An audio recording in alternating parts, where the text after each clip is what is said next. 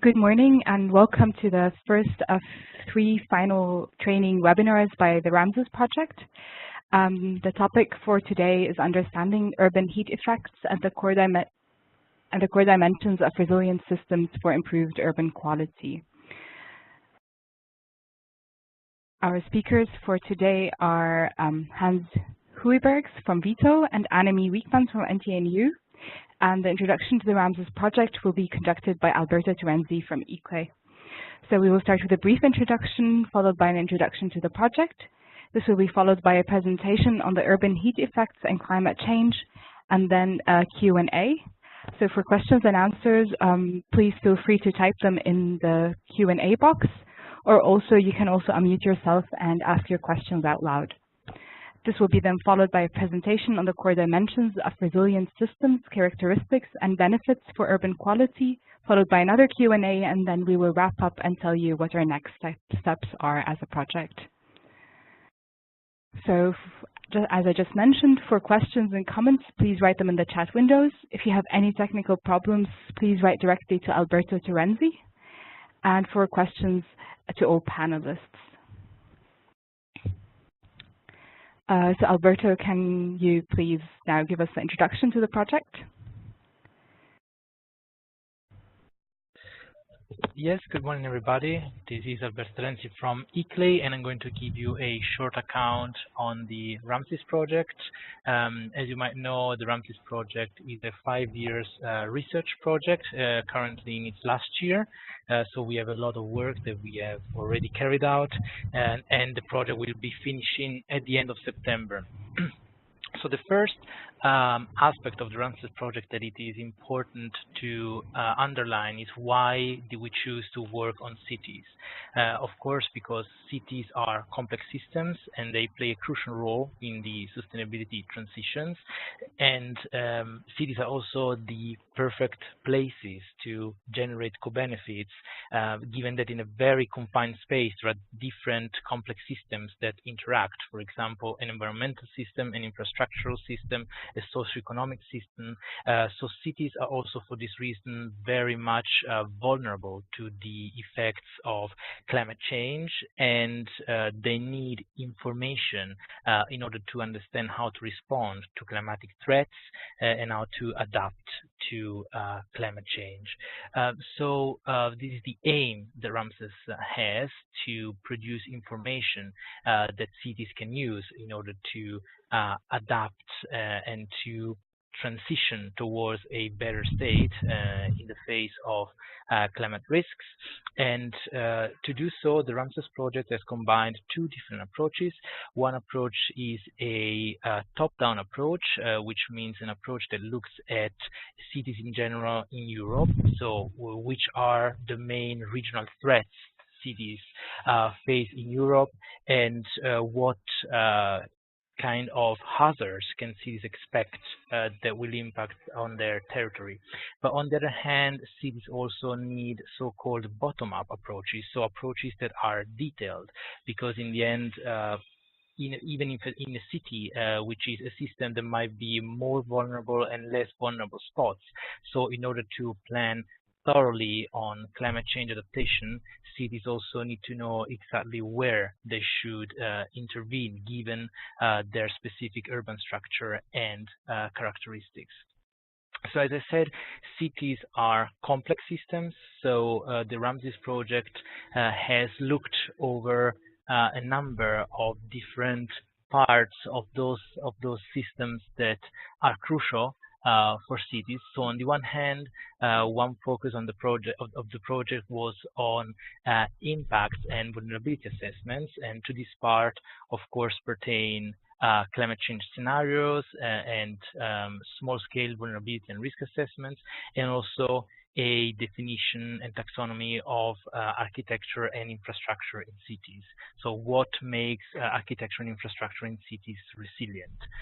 Then one central aspect of the project is on cost assessments. So what are the costs of climate change, and what are the costs and the benefits of climate change adaptation?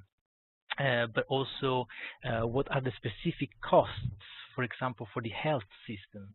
So how is health impacted, for example, by heat, and what are the costs that these impacts produce, and how can cities strategize and plan to reduce these costs?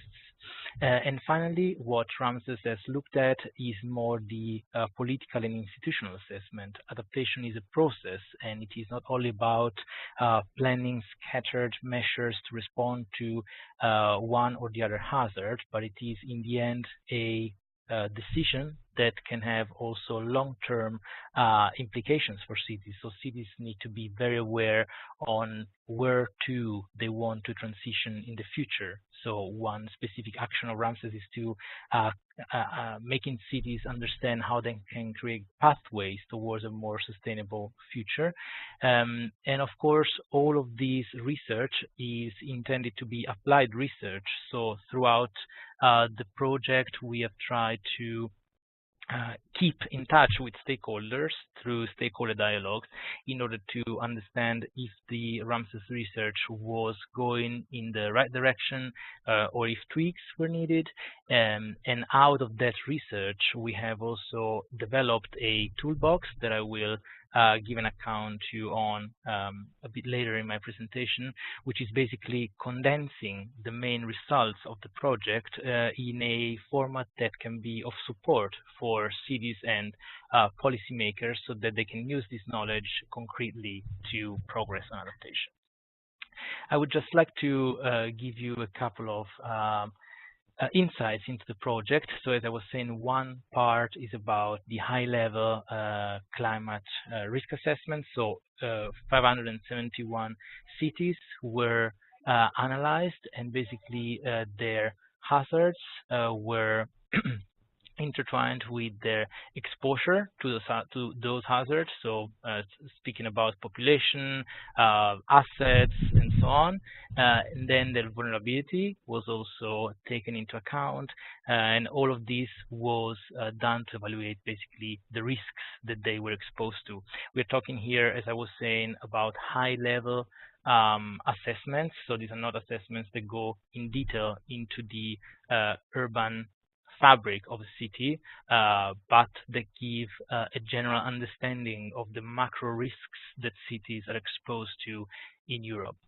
On the contrary, for some cities, for example, the cities of Antwerp and London, high-resolution modeling for certain hazards, for example, fluvial flooding, and heat have been conducted. These cities are the Ramses core cities, so-called. So they have had a stronger role in the project, and they have been able to use these results already to be included in adaptation reports that have fed then the adaptation actions in the cities. So this is the other part of the project about really providing detailed analysis and assessments. And then, as I was saying, we have developed modeling and projections, and I think that one striking findings of those modeling is that according to the scenarios produced, the number of heat wave days is projected to increase by a factor of 10 between 2081 and 2100. So this points very clearly in the direction that something needs to be done in cities to avoid that these risks creates a lot of impacts in the future. Just another aspect that I was mentioning is about the costs of climate change, and especially the London School of Economics have conducted a research on how urban heat affects work productivity, for example, in a city. And so for different economic makeups of different cities, they have assessed the effectiveness of different adaptation measures that you can see in the slides, and which ones are more apt to respond to heat in light of a specific composition of the work sector, in light of the structure of city economies. And then, as I said, health. So how can we evaluate the economic costs of health, and also how can we evaluate how to adapt to those and which measures to implement to counteract them. There is a tool developed by the World Health Organization, which is also a partner in the project, that can be used for that. It is open for download from the RAMSES website, so it can support cities in this endeavor. And finally, as I said, I would like to spend a couple of minutes on the so-called Ramzes Toolbox. This is basically an endeavor that we have carried out in the project to condense the knowledge that derives from the project, which has been produced in the form of reports, papers, so scientific findings, into a format that could be immediately of support for city administrations and city policymakers. So we have developed 3 products. One is an audio-visual guidance. So we have gone around asking climate experts of different kinds, scientists, but also practitioners, also cities that have already worked on climate adaptation, to talk about different topics in a very short format. So we have videos that are like between 60 seconds and 2 minutes, and that can actually give some wisdom to cities that are approaching climate adaptation on what it is important to focus on, how to approach and tackle problems, and also how to structure an adaptation process. These videos can be used, of course, also to talk to, for example, people that don't know climate change so well or are not convinced. In this case, they can be an ally of having a very influential person in the field explaining these things to people.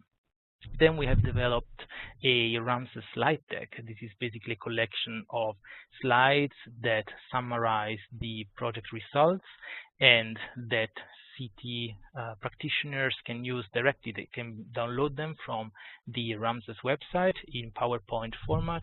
They can tweak them to their needs, and they explain in a very clear and short format some of the main results of the project, so they can be used for example, meetings in the city with other stakeholders in order to explain the importance of adapting.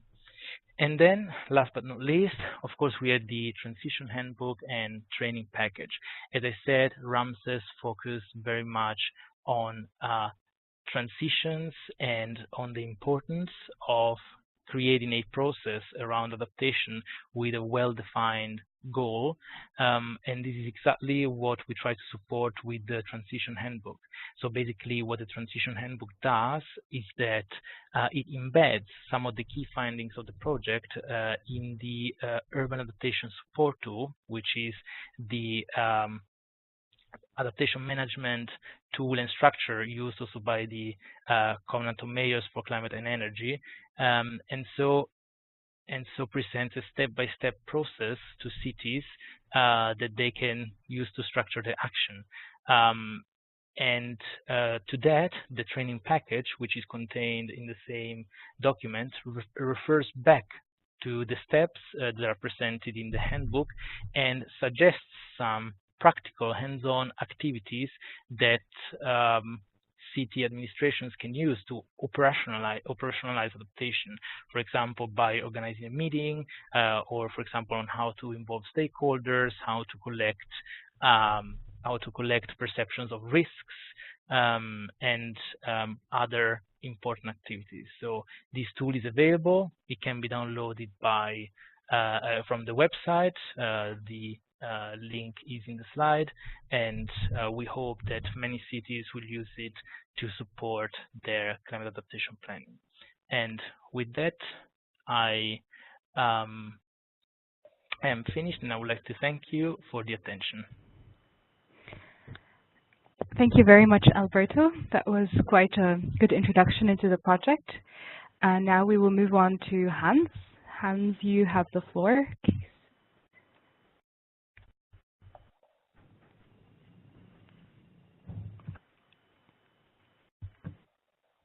Okay, thank you very much, Serena and Alberto, for organizing this webinar. I'll introduce you to the aspects of urban heat effects and the influence of climate change thereon that has been studied within the RAMSES project in a work package that is under the lead of Vito, but in which also many of the other partners have contributed. So I'll also refer to them a little bit coming on. Just a short overview of what I'll be talking about. I'll tell you something about the special conditions that are observed in cities related to heat, and I'll introduce you to the fact that there are actually two negative effects, and that is on the daytime heat stress and on the nighttime temperatures. In both cases, the city influences the parameters in a negative way. I'll tell briefly something about what climate change will have as an effect, and I'll briefly also say something about adaptation measures. But to start with, just I want to introduce you to the urban heat island. Maybe you're already familiar with this effect, but basically the effect is that cities tend to be warmer than their rural surroundings, and this has an effect on two main meteorological parameters, and one is the nighttime temperature and the other is the daytime heat stress. And there are several negative effects that are related to this urban heat island effect, but I just want to talk about one here as an illustration, and that's basically the increased mortality that is being observed in urban areas compared to rural locations. This is a study that has been done in relation with the 2003 heat wave in France, and it compares actually the number of additional deaths in small towns with the number of additional deaths in the large cities in France, and you can clearly see that the number of additional deaths in the small towns, it's around 40%, but in Paris it's even 3 times larger. And this is basically related to this urban heat island, and this actually is not only seen in this heat wave for 2003 in France, but it's also observed in other heat waves and in other studies. So this is basically the reason why we should be concerned about this urban heat island. Now, before showing you some results that we obtained within the RAMSES project, I want to say something shortly about why cities tend to be warmer than the rural surroundings. And basically, there are 3 main reasons. And well, the first reason is basically the fact that there are more buildings in cities, of course, more buildings, more sealed soil, and both of them are actually capable of storing additional heat during the day, which they then release during the night, causing the higher temperatures at night. But secondly, they also cause additional radiation being reflected by the walls, and to reduced ventilation in narrow streets, which also cause the high daytime heat stress. Secondly, there's the lack of evaporation, so cities cool less because there is less vegetation within the city center. And thirdly, also humans are causing additional heat in cities. For instance, cooling devices or traffic exhaust cause what we call anthropogenic heat sources, increasing the temperatures in the city center even more. Now, I'll first want to show you something about the temperatures within a city center, and these are actually maps that we obtained within the RAMSES project using the URBCLIM model that we use at Vito, which is able to visualize the temperature difference between the city center and the rural surroundings on an hourly basis during a typical summer day over here. So what you see here is a map of the city of Antwerp in Belgium. And it actually shows you basically the temperature difference between the city center and a rural measurement station in the neighborhoods of the city center. So, and the more blue the figure is, the smaller the temperature difference is. The more red, the higher the temperature difference is. But you clearly see if you start during the morning hours at 8, 9 o'clock, then there's not much temperature difference between the city center and the rural measurement station. But if you go on during the evening, when actually the rural surroundings start getting cooler around 7, 8 p.m., then the city center is still being hot. The cooling is less effective in the city center. And this actually causes a high temperature difference between the city and its rural surroundings, which actually gets to its peak around 12 at night, 1 in the morning. So this typically shows you that the temperatures are much higher in the city center during the night. And we actually did not only study this for the city of Antwerp, but we actually studied it for approximately 100 cities in Europe within the RAMSES project. You can find the link on the slide. If you go to this website, you'll see that there are results for many cities in Europe where we actually show the mean temperature difference between a location in the city and the rural surroundings for a typical summer. I think it's summer of 2011. On the right, you see a short inset. Now, this is actually just a rough screening method where we just used one summer and we just looked at one parameter, the mean temperature at midnight, and at a quite rough spatial resolution of 250 meters. But with the same model, you can actually do more detailed studies of specific cities, and that's what's shown on the top right, where you see an image for the city of Brussels, the capital of Belgium. And this is actually focusing at the mean temperature difference between city and rural surroundings at 11 at night. But it's for a much longer time period. It's for 20 years of data from 1986 to 2005, and it's at a higher resolution. This is actually looking at 100 meters, and using those maps you can actually see where in your city center the highest temperatures are found and where you actually have to take adaptation measures to reduce nightly temperatures. Using this study for 100 cities, we were also able to quantify the urban heat island a little bit. And we found that for a typical Western European city, the mean temperature difference at midnight is approximately 4 degrees Celsius. But that's only for a mean summer night. If you actually look at the hottest summer nights, like the ones that we are experiencing right now in Belgium, it gets up to 8 to 10 degrees Celsius. So we also were able to find out the most important factors that influence the magnitude of this urban heat island, and these turn out to be the wind speed, because if the wind speed is smaller, there's less ventilation in your city center. Usually it's also related to the distance away from the sea of the city center. And secondly, also the population is important, as large cities have a larger urban heat island effect.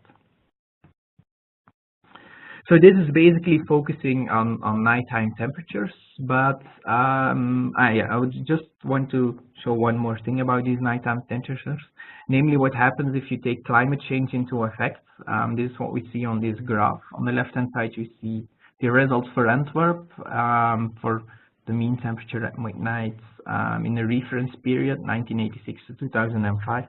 And on the right-hand figure, you actually see the same map, but then for the future climate for the last 20 years of this century. There's, of course, a very large difference between the temperatures that we see in both figures, owing to the climate change effects. But if you actually consider the temperature difference between the city center and the rural surroundings, then you find out that the temperature difference remains approximately the same. There's of course a huge uncertainty related to this, but so the UHI effect on itself is not getting larger, but the temperatures of course are increasing both rurally and on urban locations. Now if you convert that to heat wave days, taking into account basically thresholds, and here we use a definition related to the Belgian legislation, but you can actually take similar types of definitions of heat wave days into account, then you find that the number of heat wave days increases by a factor of 10, the plots that were already showed by Alberto before. And we actually observe this for almost every city that we've studied. And of course, if you take into account that city centers are already the hottest places right now, then in the future you will end up with very high temperatures over there and very large number of heat waves, causing also additional mortality. Now, this is what I wanted to say about the temperature effects at midnight, but actually temperatures are not the only important factor when taking human health and thermal comfort into account. There are other factors like wind speed, radiation, and humidity. They're actually all influenced negatively within the city center. Now, there are a lot of indicators to actually analyze these effects, but usually you just convert them into some types of classes, and so I won't discuss that much more in detail over here. I just want to show you what you actually can do with some model examples for Brussels, looking at the heat stress on a typical hot day during the summer of 2003 in Brussels. And well, this is actually the graph that we obtained for Brussels, where the blue locations are the one with the lowest heat stress and the red locations are the one with the highest heat stress.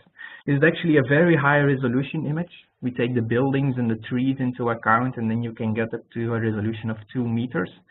And clearly you see that the highest temperatures are observed in some street canyons in a city center, while lower temperatures, the blue areas and the yellow areas, are observed in parks or in streets where there are a lot of trees, where people can go in the shade to actually reduce their heat stress. You can actually visualize it in another way. There's a link to a movie beneath the slides. If you go there, you'll find a movie with these type of lights on a Google Earth base.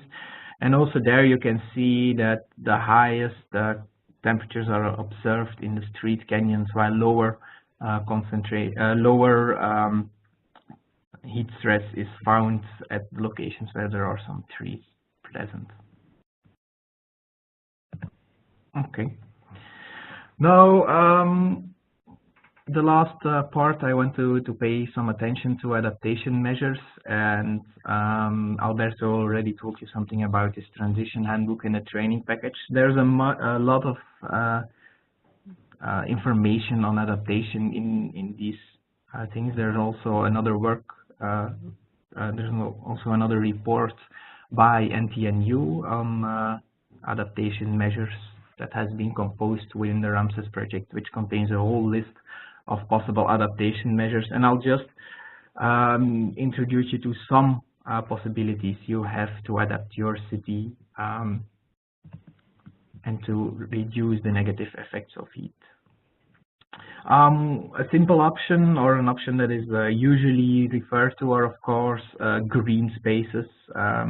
Introducing green in your city not only reduces the soiled surface or the percentage of soiled surface in your city, but it also creates extra evaporation, so effectively cooling your city. And there are many ways in which you can introduce green. You can use parks, green parking lots, green roofs, green walls. There are many options available over there, and these are just a few that are being used quite often now.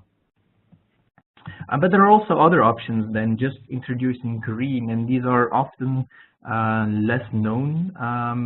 Often these measures are related to introducing additional shade. This is, for instance, possible by just, you see a nice picture in the middle below of how you can turn a hot place into a cooler place by just introducing shade. But you can even go further, and the picture on the bottom right is something which is being done in Singapore, where they actually try to introduce cold air from above the street canyon into the street canyon by climate regulation, which is also a very effective way to cool actually your street canyons. There are also many other options related to additional water on top in the middle you see a water channel. This type of things are used in Freiburg in Germany. Water fountains or other options. Of course, it's also good to combine these water options together with the green options like floating gardens. So there's much a co-benefit of introducing additional blue measures and green measures in your city. And lastly, an option which is also working quite well is introducing additional white roofs into your city, because then there's much more reflection of the solar radiation coming into the city center, and so the heat is not stored in the building but is reflected again into the air. Now we often get questions about how good these adaptation options are, and the main message we want to convey there is it depends on what you want to do. If you actually want to tackle the temperature urban heat island effect in your city, then you need a lot of green. We did some simulations for the city of Antwerp, and there we found out that if you want to reduce the urban heat island by 50%, so I'm speaking about the midnight temperatures, if you want to decrease the urban heat island there by 50%, you need approximately 60% of vegetation in every grid. So that's really a lot. So at every location in your city, you need like 60% of them should be covered by vegetation, which is nearly impossible in most modern Western European cities. So the effect on tackling the temperature UHI effect is not that large. But on the other hand, if you look at the local heat stress, especially the daytime heat stress, then these effects are much larger. I won't go too much into the details, but if you plant a tree somewhere, then the effect beneath this tree is very large. And in this way, it is a very good way to adapt your city to at least reduce the daytime heat stress. There's much more about this that can be found in the reports of the RAMSES project, of course, but I think my time is almost gone, so I'll just conclude by saying that there are two negative effects related to cities. That's the higher nighttime temperature and a high daytime heat exposure, and that climate change will actually enhance these negative effects even more. And then lastly, yeah, I've introduced you to some adaptation measures and showed you what you can do with these. So yeah, thank you very much for your attention. Here are some links for much more information, and if there are any questions, I'm happy to hear them. Thank you very much, Hans, for this very lovely presentation and the very useful information. We will now take a questions and answers session. So please let me know if you have any questions and I can unmute you, or also please feel free to type them in the chat box.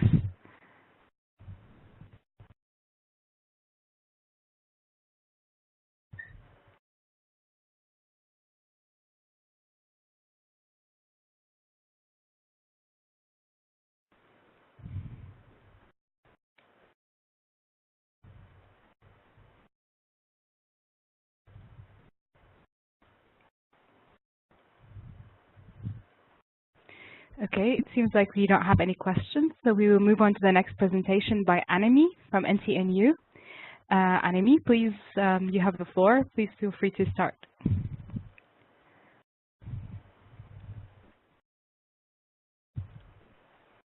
Yes, good morning, everyone. Can you hear me? Yes, I think so. Yes, we can. Okay, great. Well, it's very nice that Hans already made this introduction and actually started with the very detailed matter and the simulations, the modeling that needs to be done in order to know which measures would fit in which locations at which time and to which extent. I want to take a step back and look at the bigger perspective from an architectural planning and infrastructure point of view. I am the head of Work Package 2 in the RAMSES project, which deals with resilient architecture, infrastructure, and urban environment. And during that, in that work package, we have developed a mapping of indicators for resilient architecture, infrastructure, and urban environments. We have looked together, of course, with other institutions at physical and cost typologies for buildings and infrastructures.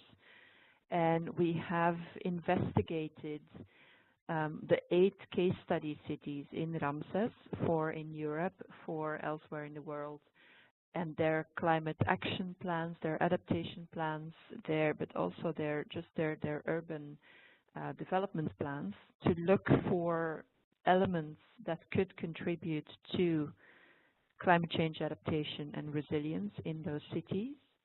And based on that, we have put together tables with indicators, with examples, and with ways to follow up on this. And then some of this has been implemented, as Hans mentioned, in an investigation of urban adaptation effects on urban climate, and then especially a case study with the city of Bilbao. And I will show you examples of these during the presentation. All of this is also presented in the transition handbook that was produced by RAMSES. So you can find the overall results, methods, etc. in that handbook. If you want more details and, for example, look at the detailed tables of indicators, of measures, of different analysis of the city, you can, at the same website, you can look at the specific reports, the deliverables that are mentioned on this slide. So where we started was, we have 8 case cities in the Ramses project. And we investigated these cities. We asked for their documents on climate change adaptation, so their adaptation plans, their other maybe resilience strategies, but also looking at climate change mitigation, at sustainable development strategies, even at smart city strategies. So we wanted to look both, what are they doing specifically under the heading of climate change adaptation, but also, do they actually have other measures, other strategies in their other documents, in their other policies that could actually be linked to adaptation, but of which people maybe are not aware, or which may be happening in different municipal units, etc., so that we can try to link these better together. So we investigated whether then resilience and adaptation is mentioned, taken into account in main goals, in measures, in strategies, whether it has been operationalized, if the impact has been assessed and described, if the costs have been assessed and described, if they are legally binding or merely as suggestions, what kind of methodology they have followed, and which kind of stakeholders were involved in developing these strategies, and then whether these are actually also followed up. So if it's actually an operational document that is embedded into, for example, approval of development projects, or anytime a decision needs to be taken on transport infrastructure, energy infrastructure, building infrastructure, are those strategies actively used or no? And then, of course, also to which degree, so when assessing the impact, so have they actually worked with experts? Do they have in-house experts on doing these simulations and modeling, etc.? Or do they need external consultants to come in, and then the municipality actually develops the measures? So we looked at, we investigated those documents from all of the 8 cities, and then we also had workshops, meetings with the city of Antwerp and the city of Bilbao. And one result of this investigation was that on the right-hand side of the slide, you see a list of measures. So from those adaptation videos, we actually extracted the most common measures that the cities developed, had implemented, and also then if there were specific results that they could showcase. So did it actually work? Were there any challenges that needed to be solved, etc.? And in the report D2.4, so you can find all of those lists. You can also find indicators for it. You can find also find where it has been used, additional reference, for example, if you want to know more.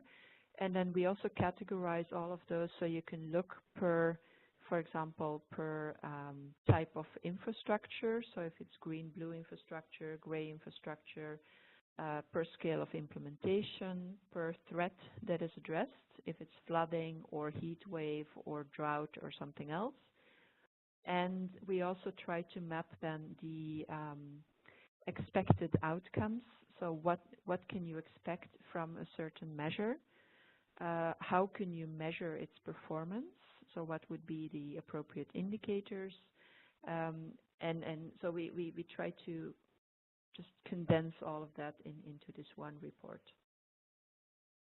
But then we saw also that when we investigated all of these documents and we talked to the cities, there is much more than just trying to prevent flooding from happening or to mitigate the impact that such a flooding might have, or to do the simulations and then find an appropriate action.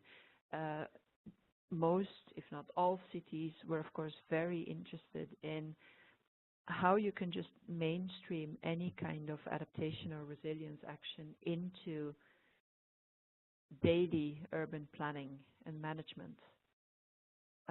One of the challenges we saw with some cities is that if you have a special unit that is responsible for adaptation and you have a separate adaptation plan that is not linked very well with the mainstream sustainable development, master planning documents and strategies of the municipality, then it's very difficult to merge those.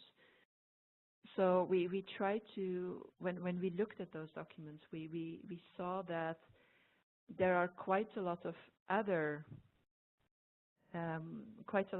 other elements.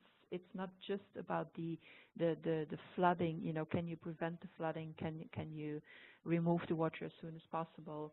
But there were a lot of other things that came up in terms of adaptability or diversity in cities, in urban design, on feedback systems, on even the way in which decisions are being taken. So we started to map those as well. In the Transition Handbook, you can see tables. It's table 45, I think. You can see tables then of those different characteristics, a short description, and then you can see how that would link to gray infrastructure, green and blue infrastructures, to land use, mobility, urban-rural interfaces, architecture, public space, urban regeneration, so the more urban planning and infrastructure and architectural strategies.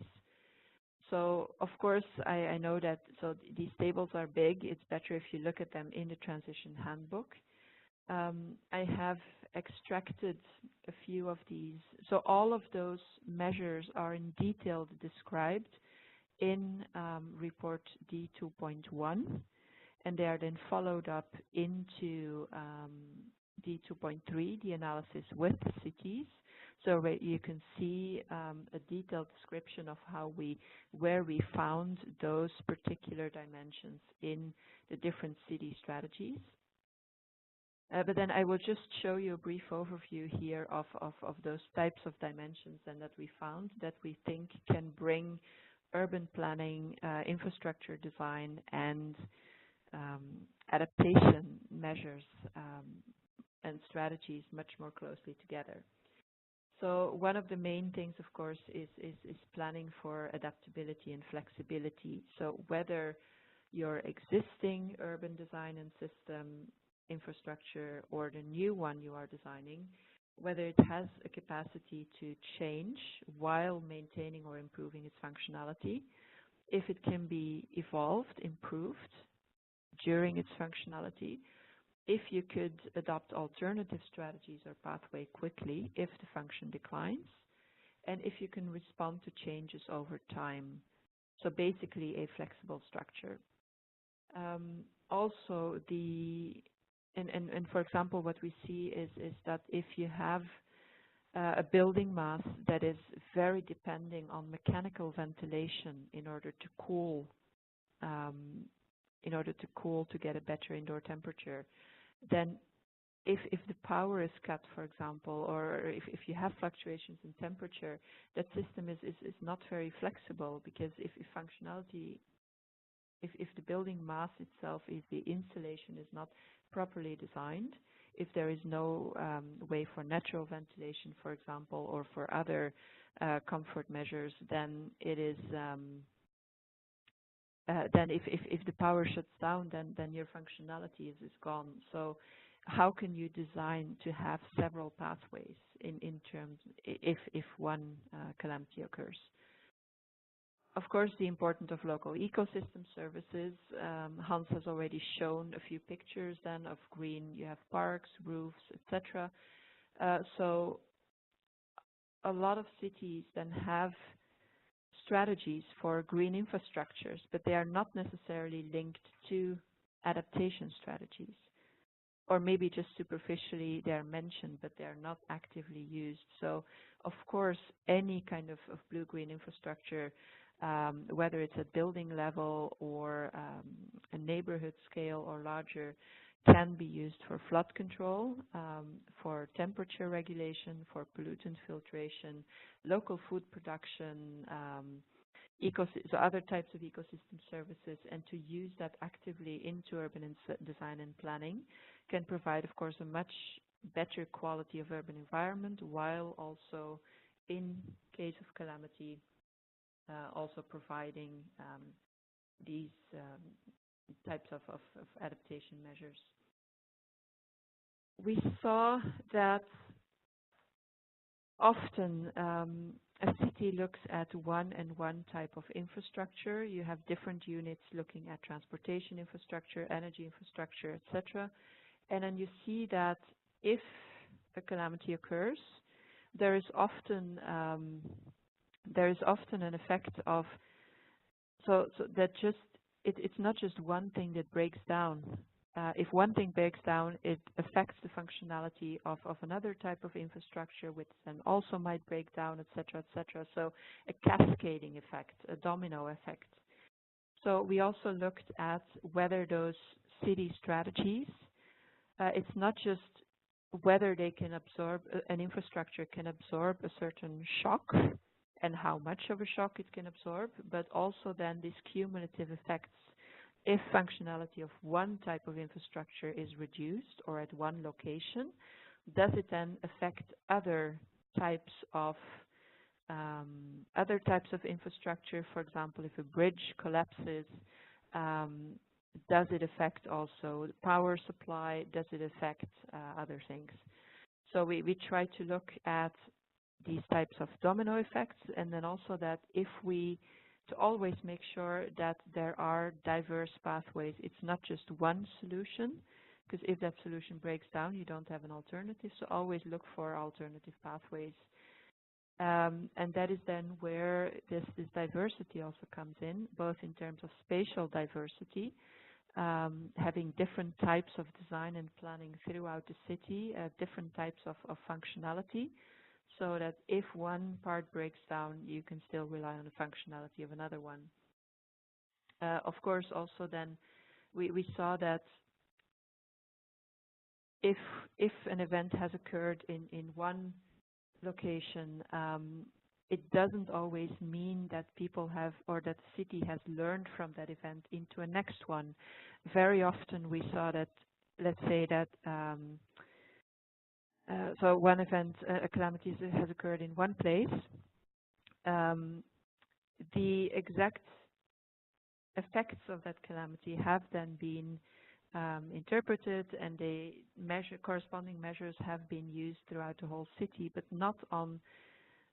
So it was quite limited on how systematically a city or a unit would learn from the past and then design better for the future, or that maybe only the actors that were directly involved in the event had passed this on into their next project, but that it was not disseminated properly. Of course, also in terms of performance, a lot of cities are investing heavily into zero energy districts and high-performing buildings and infrastructures. So are we sure that high performance in terms of greenhouse gas emission reduction is compatible with adaptation? Or are we just trying to make something much more efficient and much more unifunctional, and then it is no longer resilient? Also then the responsiveness of the system. If a calamity occurs, how quickly can it regain its function? And can you, it not maybe necessarily the exact same function, but at least a functionality that can be comparable to the original one. Also looking at, I've already mentioned this partially, redundancy and modularity. If one part of a system or an element breaks down, do you have an alternative? Can something else replace it? Can take over the function temporarily? And how much capacity to how much stress or can something withhold without degradation or loss of function, or with a minor reduction in function? And of course, something that's very important for cities, so the co-benefits. You don't just do this for adaptation, that is of course serious enough, but if you can in addition prove that it is an added value to the quality of urban space, or that it improves accessibility, or it improves touristic value, etc., it's much easier to get the investments you need into those measures. And then the resourcefulness of the city to manage this. Do you have all the governance systems in place to identify, to detect, to mobilize resources, to evaluate what needs to be done, etc.? And to which degree are citizens involved in this? So what we did with the city of Bilbao then is to look at their heat wave challenges, and then to try to develop recommendations and guidelines for what kinds of measures they could use to mitigate the urban heat island effect. And what we looked at then is, so there's three types of building, of city structures, compact low-rise, compact mid-rise, and open-set high-rise areas of the city. We analyzed these, and then especially in terms of typologies. So what is the built structure like? What is the street structure like? What is the street with the building height, the compactness, the materials that are used in different sections of the city? And then through simulations and analysis, we developed then guidelines for green roofs, for adding vegetation on the street, for other types of measures that could help mitigate the urban heat island effect based on height of buildings, width of the street, on types of traffic, on orientation of the street, on exposure of the facades, etc. And you heard Hans say that, so of course you would need a lot of vegetation to mitigate an urban heat island effect. But what you can influence is the local comfort of people in the street, for example. If you have a heat wave, you want to locally reduce the temperature, or at least the experienced temperature for people. And that is then where such measures, looking at specific streets, specific buildings, specific materials, and local measures, can actually help improve the comfort of people to a large degree, and thereby also then reduce the chance of illness, of being affected, or maybe even then death. So all of those things, in a short overview, are included in the Transition Handbook. If you want to read in more detail, you can look at the reports D21 and etc. On the Ramses website, or you can of course ask us for more information. Thank you very much. Thank you very much, Annemie, for your presentation. Sorry, one second. Yes, thank you very much for the presentation. We will now take further questions and answers. And we already have an observation from a participant. So the observation was that in some cases, i.e. the Mediterranean climate, summers are very dry and they prevent a seamless grass cover unless the green areas are under constant irrigation, which is rarely feasible. For example, in the case of Rome, the urban heat island has a peculiar shape because it is deformed toward the eastern part of the city, which is sparsely urbanized. This is because an active ventilation during summer months tends to shift the hot air from the center of the city. Brighter road paving, example concrete instead of asphalt, and brighter roofs seem to be very effective, although those measures can heavily conflict with cities' architecture and historical centers in particular. So this was the observation. Annemie, Hans, does either of you have a response or a comment on this?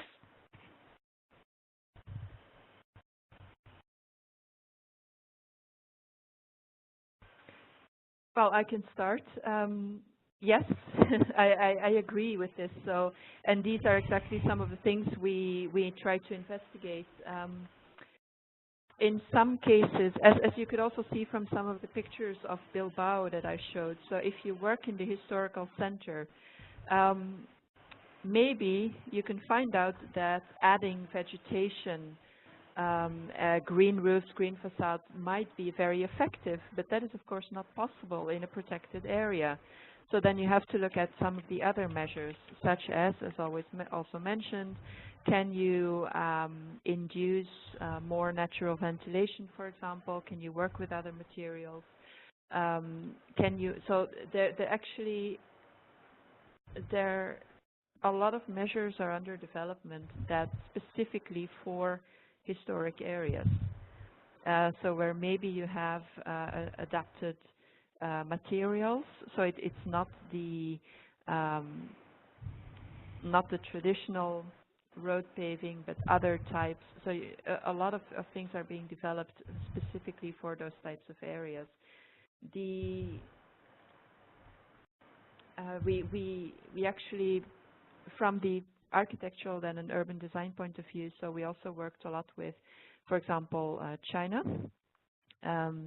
on exactly trying to see as an alternative for all of those mechanical systems. So how can you work with even adapted then to Chinese characteristics? What kind of materials, designs, vegetation, etc. can you use? And there, the knowledge of the local population, also for European cities, usually there is a lot of tradition and a lot of knowledge that has been implemented locally by citizens that are not necessarily embedded into a city's adaptation strategies. So that is why also this importance of discussing this and developing solutions with local population is always a very good idea. Thank you very much, Annemie. Hans, do you have also something to add?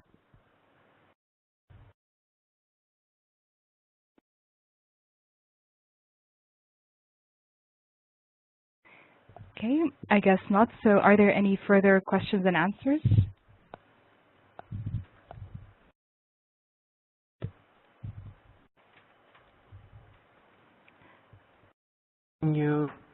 Oh, now we can hear you, yes.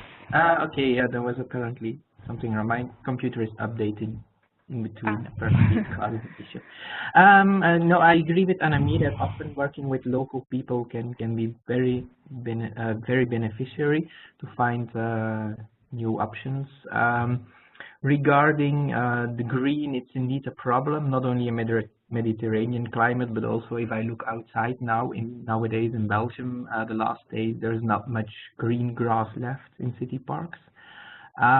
So there are some techniques that are, for instance, being developed now in Australia, where people also try to catch the rain during the rainy season and try to store it in underground departments in order to have some water left to keep grass green or plant green in summer, but even that in the future can become very tricky. So yes, it's indeed an issue that we have to look for other possibilities over there, and for other ways to cool this down. The same, I think, for the conflicting issues with historical architecture and so on.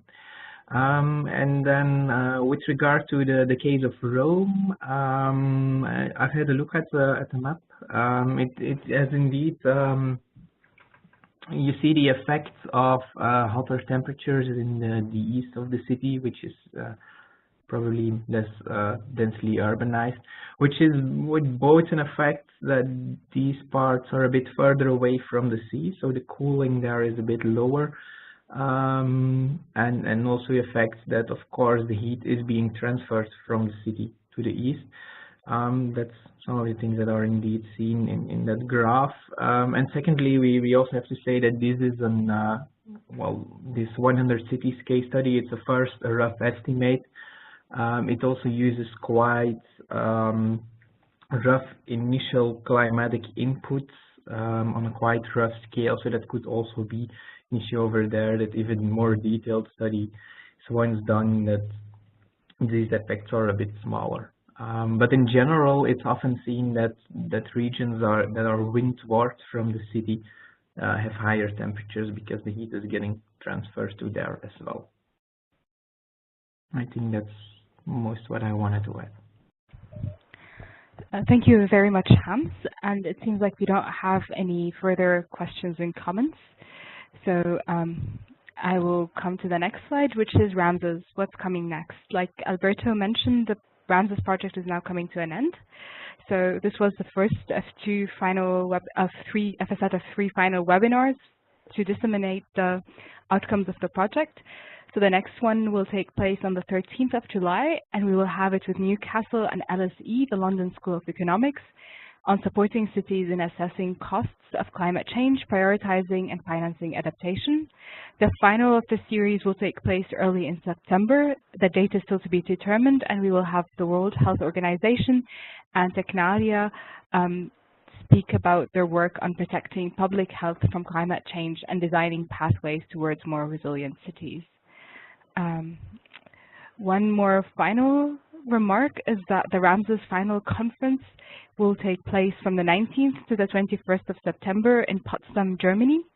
It's called the Cities and Climate Conference, and the early registration ends on the 15th of July, while the final registrations can be taken up to 15th of August. So if you are interested, either visit the website, which is here on the slide, or send an email to city/conference@pic/potsdam.de. Thank you very much for your attendance. It was a pleasure to take part in this webinar. Thank you, Anime. Thank you, Hans. Thank you, Alberto, for your time and your presentations. And I speak on behalf of the entire Ramses project, and I say that we look forward to staying in touch. Feel free to subscribe to the newsletter and visit our webpage to get further updates. Thank you very much, and have a good day.